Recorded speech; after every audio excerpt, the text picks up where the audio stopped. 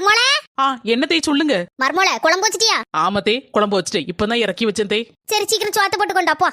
சரிங்க தே. ராதிகா உனக்கும் சாப்பாடு போட்டு கொண்டு வரட்டாமா?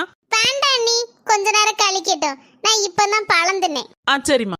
பழம் தின்னா என்ன மக்களே, சோத்த போட்டு திங்க வேண்டியதானே நேரம் ஆயிட்டல. தாங்கத்தே சோறும் குழம்பும் நல்ல சூடா இருக்கு, பார்த்து எடுத்து தின்னுங்க. உப்பு இல்ல, குழம்பா வச்சிருக்க குழம்பு உப்பு இல்ல, உரப்பு இல்ல, புளிப்பு இல்ல, கலர் மட்டும் இருந்தா போதுமா? செக்க செவேன்னு கலர் பொடியை கலக்கி விட்டுட்டியா? இதே உப்புலாம் கரெக்டா இருந்த மாதிரி தான் இருந்து. அப்போ நான் போய் சொல்லுதானா? எம்மா கொஞ்சம் உப்பு குறைய இருந்தா கொஞ்சோண்டு போட்டு தின்னா, இதுல என்ன பிரச்சனை உனக்கு? அம்மாடி ஏன் சொல்ல மாட்டா? இதுவும் சொல்லுவ, நீ எதுக்கு மேலையும் சொல்லுவ? உங்க அண்ணி கறிக்கு நீ வரைஞ்சு கட்டிட்டு வாரியா?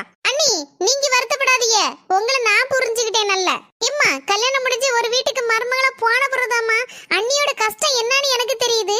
ஆனா உன உடனே குறை சொல்லாதம்மா, நீனும் ஒரு மருமகளா இருந்துதான் மாமியாரா மாறி இருக்க, உனக்கு அந்த கஷ்டம் புரியும், புரிஞ்சு நடந்துக்கோ.